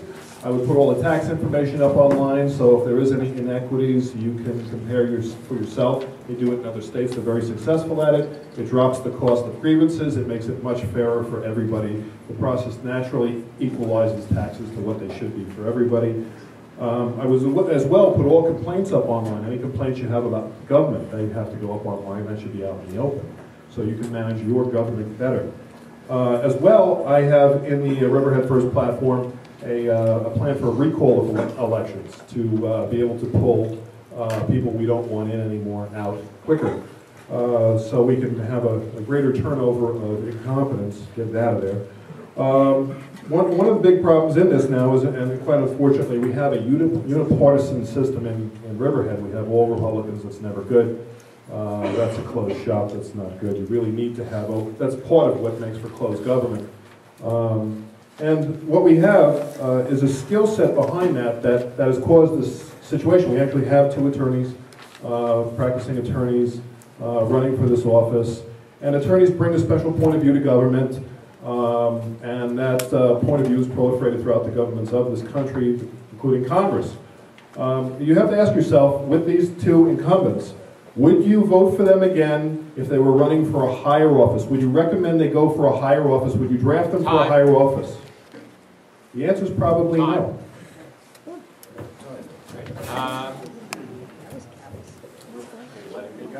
Yes, I'm sorry. Let's sorry. I think some people would be interested to know that I agree with Phil Cardinale on the issue of a town manager, because there is not consistency. However, in our administration, the council people do work and they do have committees, and I will just give you a short sample of them. George Gabrielson does the rec committee and he does the water district. When I have issues there, he takes care of it. Jim Wooten does the animal shelter. He's privatizing the animal shelter. That's a priority. We're going to get it done. John Dunleavy does traffic. If there's a traffic issue, lights out, constituent services, it's John Dunleavy. Jody Giglio does the zoning, not the zoning, but sits with the planning board, trying to help people move things, projects along residents, and she does all the green energy stuff, so that works. But if I have to think about what the most broken thing is, it's our management of EPCAL. You see, folks, we are both the managers, we are the approval authority in EPCAL, and we are the landowner. And the environmentalists and everybody look at us very suspect. And we need to create a system, which is what I think we're going to be able to accomplish through the State Senator Laval and Governor Cuomo, where we don't relinquish power to EPCAL, but we put a system in place where somebody can get projects approved within 75 days so that EPCAL can be developed. Because that is the single biggest problem we have right now, is getting EPCAL on the tax rolls so we can provide tax relief. And yes, town managers are great, and I'd love to have one, but we need to get a system in place that there is certainty in the process for the development of EPCAL, and I'm committed to work with Governor Cuomo, State Senator Laval, and Assemblyman LaSquadra to put that special state legislation in place. It's never been done anyplace else, and if it works here, it may be a model for other places in the country. And that, right there, EPCAL, will make the biggest difference in your tax life. All right. Now we're going to begin our closing statements. First we'll have Mr. Fisher, and then Ms. Pollack, and then we will have the Democratic candidates and Republican candidates. We'll close.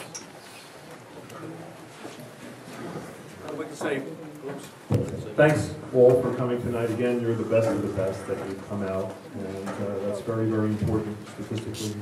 Very few people come out. You are the best of the best. Bring your neighbors next time. Bring your family and friends. I'm running against two incumbents. You've already seen their resume. They've already acted out what they can do and can't do for this town. You've seen very slow progress. You've seen partisan politics. You've seen closed government. You've seen defective accounting systems never replaced. They've acted that out. They blame each other's performance, but they don't fix the underlying problems of their poor performance. They don't have the skill sets to fix their bad performance. They don't even see what they're not doing right. They don't see that because they don't have an accounting system, they can't control the numbers. They don't have the feedback. It's like driving your car with a rear view mirror. You know, bad idea. You gotta look out the windshield. You gotta see where you're headed. You have to have current numbers, forecasts. You have to know where we're going. You can't know that you can't just fall back on that, well, we spent a lot of money for this dump, let's stop the project after you've won $40 million. You can't just say that, you know, you have an accounting system that has to go from day one. So we have a difference in skill set between what the incumbents are offering and what I'm offering. And one of the businesses I had was to have one of the world's largest solution companies. Lots and lots of software packages, hundreds of software packages going into 33,000 companies worldwide. And I can do this job. I can do this job. The technological improvements that will make it so we can cut down costs, I can do that. I can do it quickly. To improve management, I can do it quickly. That's very important. Without those changes, you're going to get more of the same. And we're headed into dangerous times. Like I say, we're already past the crossroads, and we all know that. We all know we have to find creative ways to cut costs. We can't just lay people off. We need the services as well. And it's unconscionable to those families where we have a layoff, we actually have a bankrupt household, spouse, children, everybody. We need to income. So we have to come up with creative solutions. Yes, EPCAL has to be developed. That has to happen. I was starting to say before, the living wage statistics show where we're headed. And we do have to create something very, very, very special there. And doing a biotech think tank there, a technology think tank there, capitalizing off of Brookhaven and Stony Brook. They haven't done a good job with the Stony Brook incubator we have. We could do far better. And that is my background. And that's where we're headed. We have to plan for the next 50, 100, 200 years in high tech and biotech to keep your kids here. Your kids have already voted. They're gone. They're gone. They left. So accept their vote and make a change. Stop electing the same guys without the skill set to make the change. The vote has already been cast. Change direction. Time. Thank you. Okay. Stop.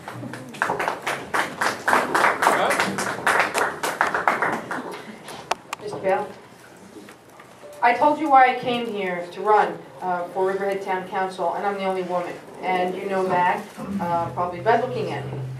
But beyond that, even if you don't know that, I came here because I'm tired of seeing nothing happen. I'm tired of hearing promises. When we first started off tonight, I heard both sides of the aisle blame the national economy for the economy of our town. Sorry, I don't buy it. We're responsible for what happens to us here. I will take responsibility for everything that happens in our town if you elect me. I am independent. I do not accept campaign contributions for over $100. You will not own me, even if you offered me $500,000 for my campaign. I am not owned. I'm independent. I will do what's right for you, the people. That's why I'm here. I'm a woman. I care about my community. I will nurture it back to health. That is part of what being a woman in government is for me. I would be the other woman on the town council, irrespective of party. I care about you. If you want to see more about what I stand for, please look at Public Access Channel 20. Zabby who's here tonight, thank you very much. My program and Greg's can be seen on Saturday at 2 and 3 o'clock p.m. and Sunday at 10 p.m. You can see our program on Channel 22. It goes into a lot more depth about our stance on issues and greater depth. When I was a little girl, I became a lawyer because I saw grave injustice, and it never left me. I think I was about 7. And I stood up against that injustice for the rest of my life to date. I will never stop doing that for you. No matter what the stakes for me, I will stand up for you. I promise you that. I ask you for your vote. I want your vote. Thank you.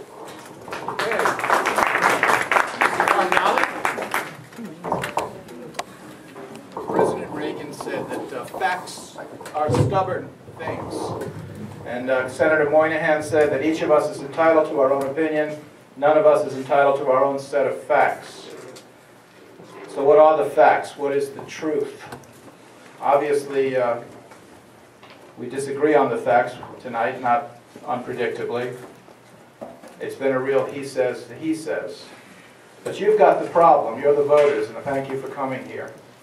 You've got the problem to figure out what the facts are. And it's even more bizarre. I see Vinny here.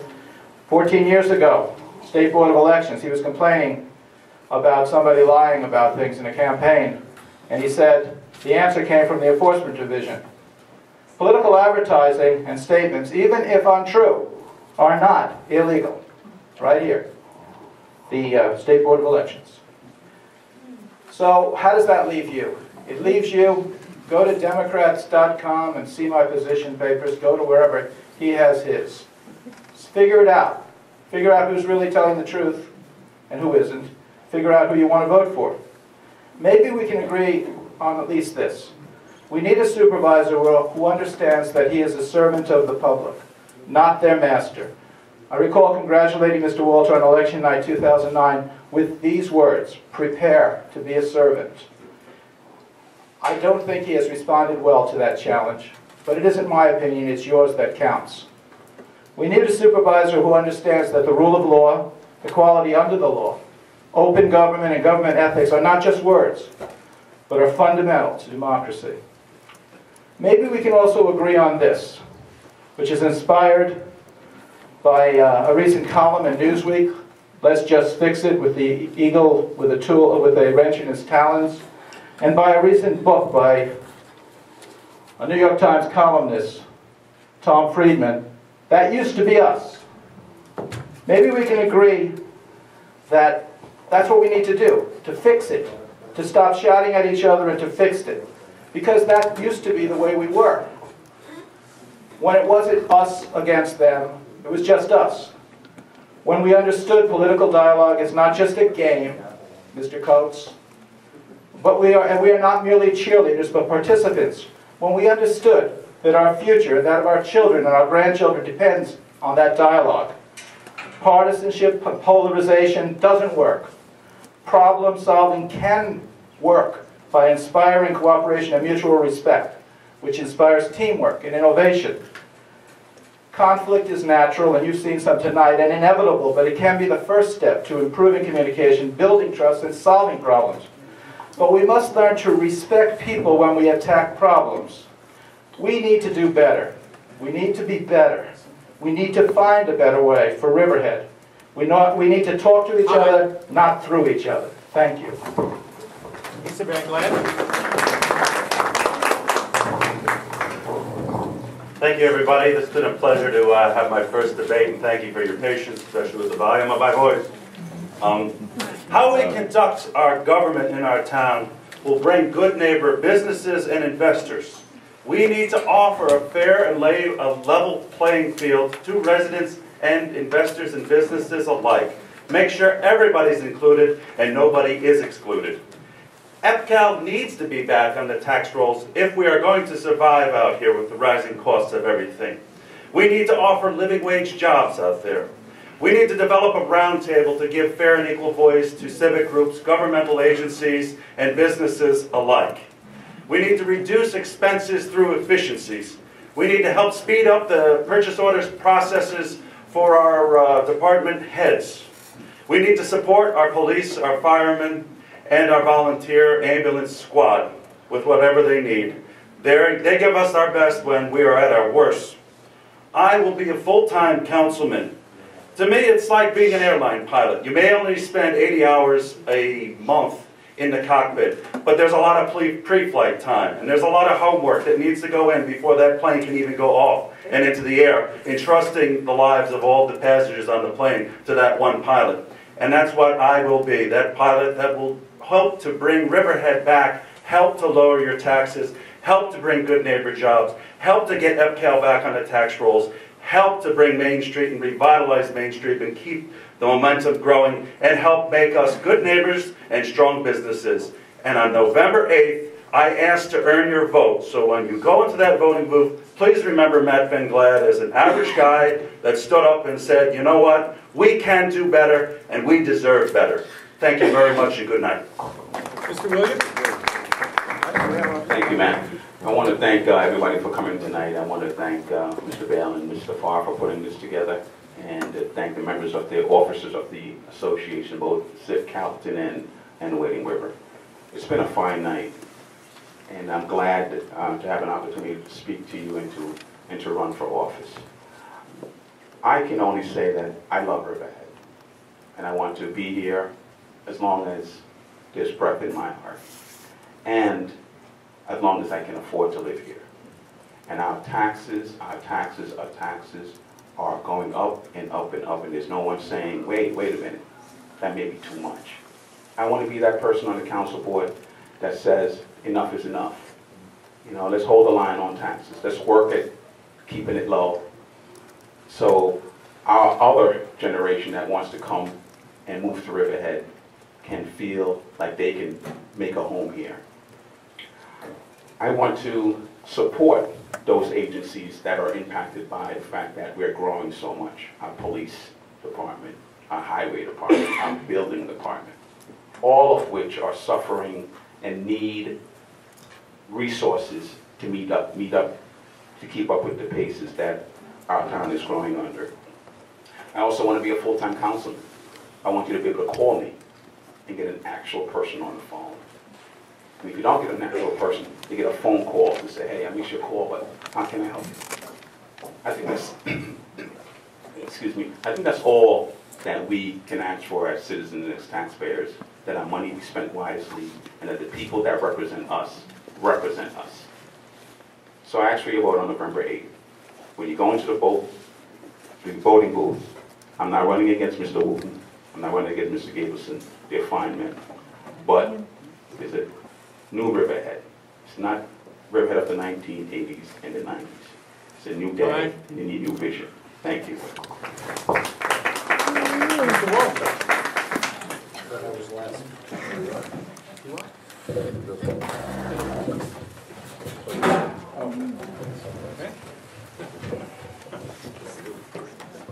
It's interesting. I tell people all the time that by the grace of God I've got elected to this position, and by His grace I will be gone.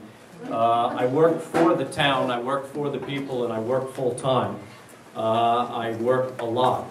But I am a servant of God, and I hope that I can bring this town to become a beacon of light on a hill. It is too often that I open the newspaper and I see negative things. And I'm sorry, Phil, I busted on you a little bit about calling me a part-time supervisor, but you cannot build this town up by tearing it down. You cannot build this town up by tearing me down. I can't build it up by tearing Phil down, and I apologize if I did to Phil or Greg. I should not do that, because if we do not remain positive, and we did do it, this is a political thing, but we have a motto of we're Riverhead positive. We're being positive, and the message has to resonate. Because when it comes to bringing things like, folks, Regal Cinemas is close to coming to downtown. I can't promise you that it's going to happen.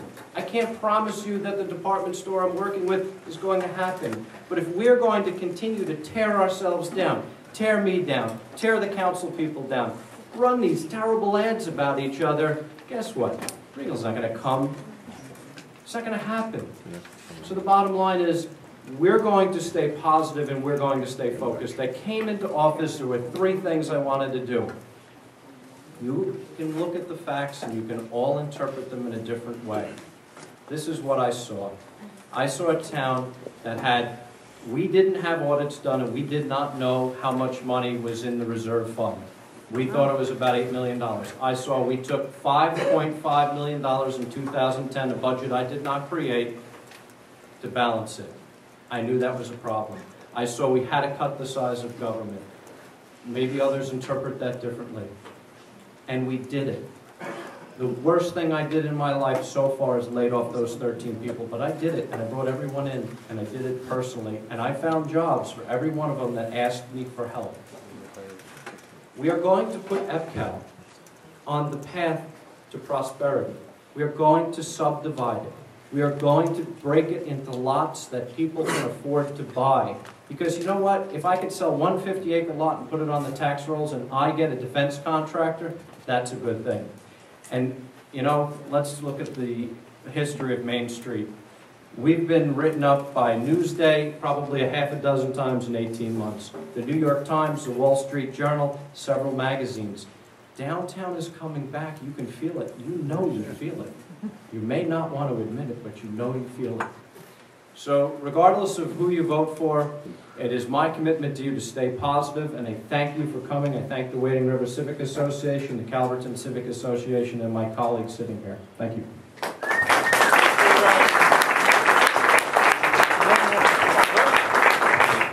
o'clock. Mr. Wooten.